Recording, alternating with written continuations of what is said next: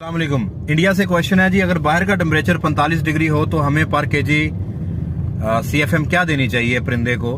देखें, अगर आपका रिक्वायर्ड टेम्परेचर 30 डिग्री है या 28 डिग्री है और बाहर टेम्परेचर 45 हो गया है, फर्क बहुत ज्यादा है, आप टनल वेंटिलेशन पे शिफ्ट हो जाएंगे।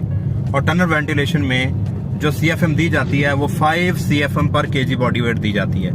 बाकी कैलकुलेशन और जो भी फार्मूला है वो मेरी वीडियो के अंदर मेंशन है। आप वो fan calculation and summer ventilation के लिए जो वीडियो मैंने डाली हुई है वो आप देख सकते हैं। जज़ाकल्लाह, दुआ में याद रखिएगा। अल्लाह हाफिज़।